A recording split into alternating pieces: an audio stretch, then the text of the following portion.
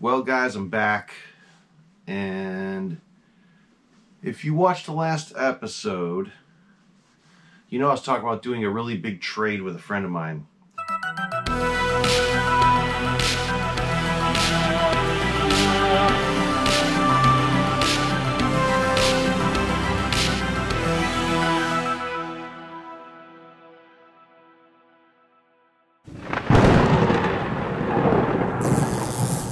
Big to me because the piece that he traded towards what I had was something I never thought I'd be able to get in my hands because they're really rare, and it's really rare, and it was produced in very low numbers.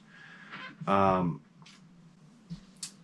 you know, I had that crazy piece by Mike Trickich, the late Mike Trickich, who sculpted dinosaurs for some of for some things in Jurassic Park. I think he was well known in the special effects world, and he did this crazy piece back in 1985, and it was that reptilian head swallowing the human, and you see the human's face, you know, in the mouth of the reptile, and it was, even Dino goes, that's one of the coolest pieces I've ever seen. I go, hands down, one of the coolest things I've ever seen come through this room. I've seen a lot of stuff. And he always had this piece, Dino always had this piece in his collection that I wanted so badly. And because I would see it in these old pictures I found in Frank's home. I knew they existed before that, but never really seen many photos of one. And then I found this photo that Frank had from Jim Lawrence. If those you know, I'm sure a lot of you know who Jim Lawrence is, but Jim had sent Frank photos probably back in the late 80s and early 90s when they were friends. And one photo showed Jim's desk or part of his workshop, and you see this piece sitting in a glass case, like an acrylic box. And I go, man, there's one right there, and that's this piece that was sculpted by Paul Clemens. Paul Clemens is a name you've heard on this channel before because he sculpted at least half a dozen of the Halloween Society pieces. Good friends with the Halloween Society guys back in the day, still is, and he was a Hollywood actor. He was in the great old 80s flick, The Beast Within. Paul Clemens, yes. So Paul, I actually got to talk with Paul in person about 2 months ago about some other stuff. I should have brought this piece up because I really didn't know I was getting it at the time, though. So Dino is a very serious collector. His collection is so different from mine. He has really high-end, beautiful, specialty monsters and characters in his collection. They're all awesome, awesome specimens. And it's just a really high-end looking collection, you know? Totally different than this crazy room. And Dino knows, he knew 100% if he goes, man, I want to buy that reptile piece from, you know, from me, I would be like, nope, no way, Jose, I'm not selling that thing. Nobody could get it from me. However, Dino, being the master collector he is, put a little deal on the table. He goes, let's do a trade. I hate when he says this. Because it's a good thing, though, because I know something great will come my way. But that means he's got his eyes on something great in this room. And it's going to be leaving if I agree to do the deal. And that makes it so hard. So he goes, I want that reptile piece. And he was looking at one other piece in here. There was a Harry Inman piece, the EC Zombie. And he goes, I go, I don't know what you got that I want. And he's like, I can help you with that. And he sends me a picture of this. It's sitting on my knee right now. I'm like, you've got to be kidding me. Because I wanted it. When I see things in old collection photos from like the 80s, and I see something sitting there, I'll be like, man, I wish I could acquire that. It's nothing in anyone's collections out there that I know of, usually, and it's something so unique from the old days of this stuff, from the 80s when I was a kid. I didn't have rooms full of masks as a kid, but I see these old collection photos where guys had rooms and walls full of masks. And you see a lot different things back then. Things that are now so rare, you know. And there was that piece sitting on Jim Lawrence's, you know, desk in this photo in an acrylic box. And Dino had it, the one from Jim Lawrence. He goes, what do you say? And I'm like, oh my God. I go, you drive me crazy. I thought about it for 5 days. I kept blowing him off, like, oh, I'll let you know, I'll let you know, because I was just, my head was spinning. He was actually talking about my Ultimate Alien, too. He goes, well, what about that one? I go, no! And I go, well, I'll do the deal, because I can't believe I'm getting this piece. It's a character to a sequel of one of my favorite movies of all time. That movie's Poltergeist. And yes, this is from the sequel, and it's a character from the sequel. Who could it be? Sculpted by Paul Clemens in 1988. Only 4 were produced. Do you know who it can be? Can you guess? I bet I can tell you who it is. It's Reverend Kane. Reverend Kane, yes. Holy smokes. I'll sing you a song till your mama comes back. There you go, buddy. Look at this, guys. What do you think of that? 1 of 4 made. And listen, the other 4 did not have clothing. No, they were busts.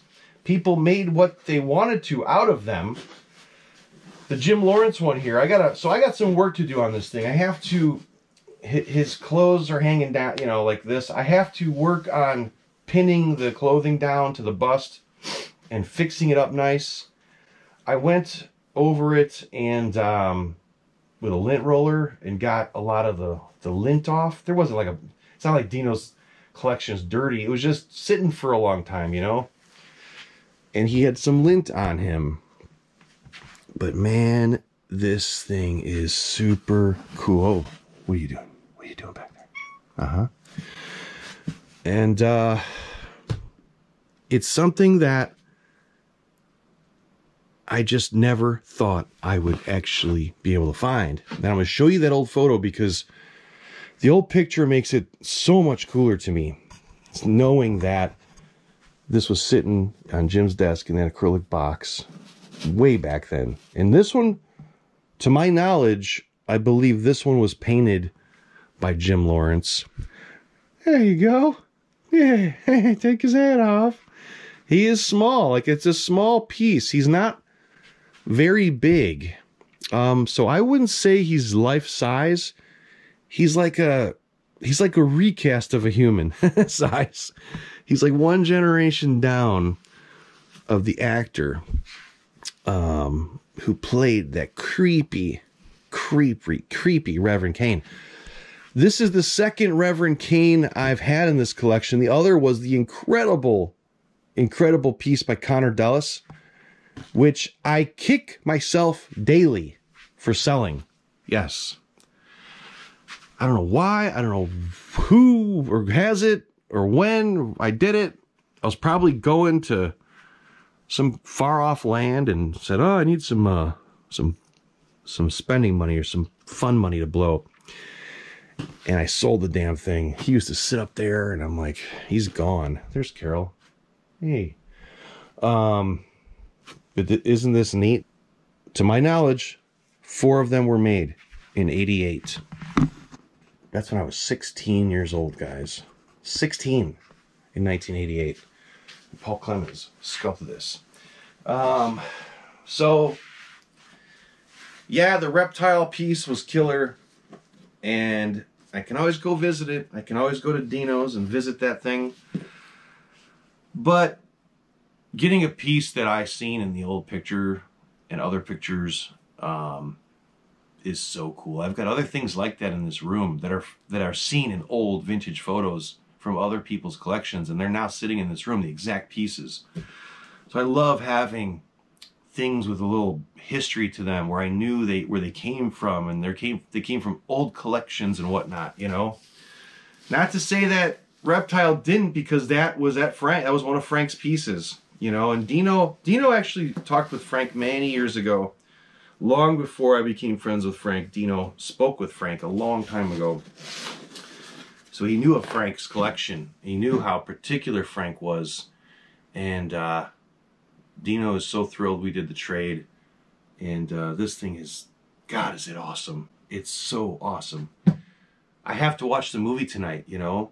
And since we're on the subject of Poltergeist and Poltergeist 2, Just yesterday, a friend of mine out in Beverly Hills sends me photos. He goes, I took this piece of art out of the shed and I'm going to put it in auction, or not, in some storage unit. You know, he had some storage place. I took this out, I'm going to put it in auction. You know, he goes, it's a piece of art from the movie Poltergeist. And I'm like, whoa, what? And I'm reading his text messages. And he sends the picture, the artwork. First he sends the art. Here's a picture of the artwork. Okay. So I'm looking at this thing like, where was it? What scene? I'm starting to think of the movie because I watched the movie so many times. And then he sends me this picture. And I'm like, holy shit. That was my exact words back to him. Holy shit. Like, dude. First of all, the friend I'm talking about, his collection is off the charts, okay? Off the charts, high-end, crazy, sci-fi, old Universal Monster stuff, and other stuff that, you know, like I tell people, like, yeah, I have a great mass collection. It's not like, I don't know, it's not some old world-class collection from, you know, decades and decades ago. You know, it's a modern collection over the past 15 to 20 years, but this guy I know, I'm not going to say his name, he's very private.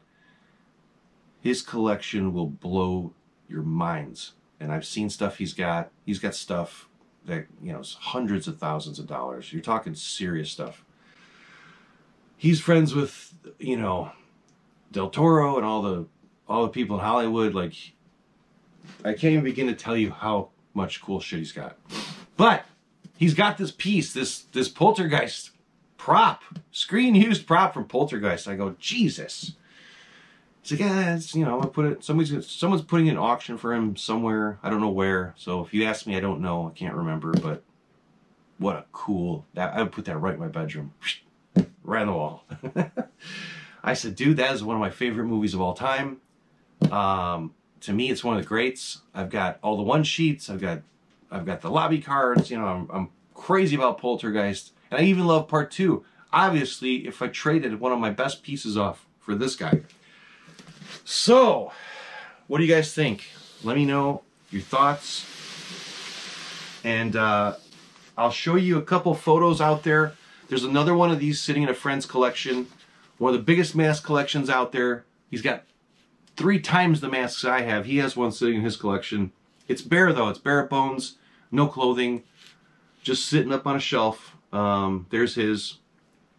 And then here's a photo of one from back in the day that may have belonged to Guy Thorpe.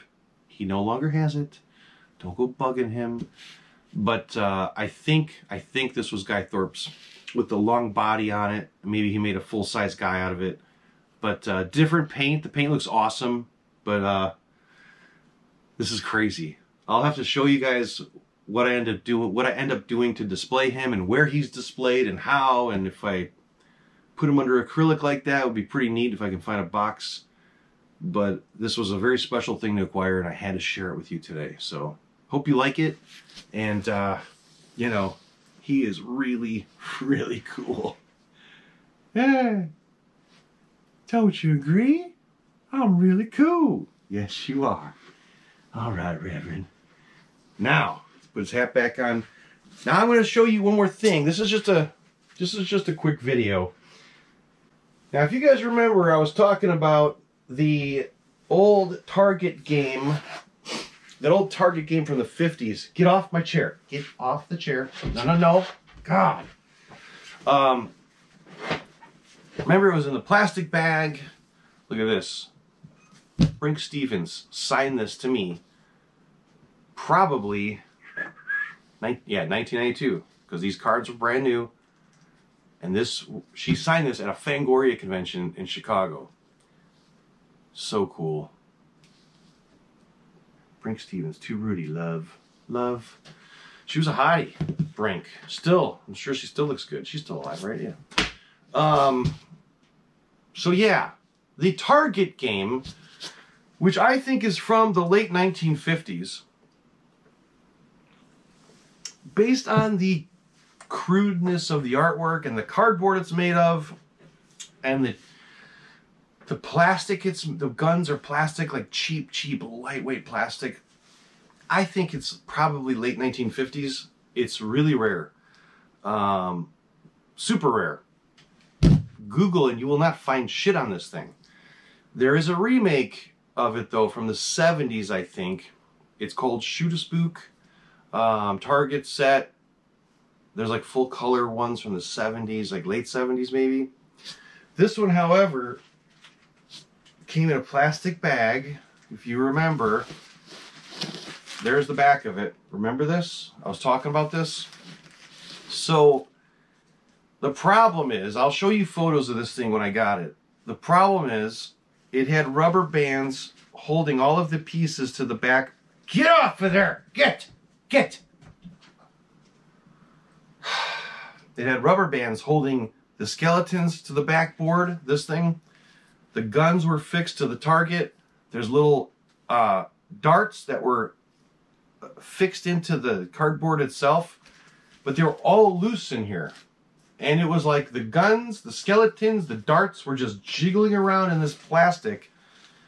And I mean, yeah, it's sealed, it's original, it's in the original plastic, but that's pretty stupid that all that stuff is just dangling. You know, all the main stuff just looked terrible. It wasn't together.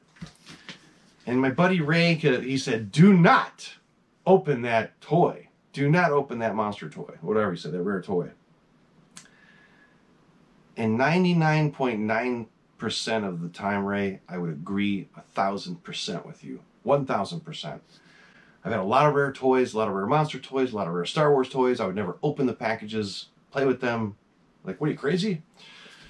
This was an exception, though. It was driving me crazy to mount everything proper the way it was, okay? A lot of you in the comments were like, just do it, just open it carefully. First of all, the bag is so dirty and old. I washed it carefully, and I tried to put the stuff back together without, without like opening this, and it was impossible. There was no freaking way. So I made the executive decision. I said, well, how much is it worth already? How much is it worth like this? Yeah, it's in the original plastic. It's still in the original plastic. I took the seam and I made a very fine slit. All right. Some monster guys are probably having a heart attack. Like, why would you do that? I'll show you why I did it. I will show you exactly why I did it. Because now it's awesome. Once again, the Shoot a Spook game, Haunted House Target set is exactly the way it should be. And look at that. So, yes, this is the only time in history I would open up a rare toy and do that. And I think I made the right decision, because the guns, the darts, the skeletons were all loose in the bag. They're on the opposite side. They're jiggling around. So this was all blank. That was blank. You didn't see anything on the card. And I actually got tiny black rubber bands, just like the originals, and fixed it all on the little tabs on the cardboard. I put the darts back where they belonged. The skeletons are mounted back, and I just think that is amazing. And I may put it in my monster case like this out of the bag, and then just keep the original plastic bag behind it, because now you can appreciate the damn artwork 10 times better. You know? Isn't that cool? That is so awesome. I just love that little picture on the back. How you doing? Not too bad. So I can put it back in the bag, obviously. I can heat the edge of that bag back together and reseal it. You know, I mean, it ain't like cellophane where once you take it off, it crumbles and it's shredded, and it's a plastic bag, you know? To me, that looks 1,000 times better, and that's all the original stuff. So yes, I have the bag. You know, some guys are gonna bitch. I really don't care. I don't care if it was worth $1,000 one way and now it's only worth $750. Like, I don't care. I don't know what it's worth. It's the only one I've ever seen, though. The only one. I've Googled and Googled and Googled. Look, you put it back in the original bag, which is already, it was clean, but the bag is so tattered, it just looks terrible. It's not a good-looking display in the bag. I can easily take this and fuse it right back together. If that'll make you guys feel better out there that are going to complain. But I did it, all right? I did it. Whatever. All right. Thank you. This was a shorty tonight, just to show you the cool thing that came in. And more to come, because I talked to Jordu and he's shipping out my stuff. And there's more masks coming. So, thank you and good night. Thank you, Rudy. Very good. Hope y'all enjoyed this episode.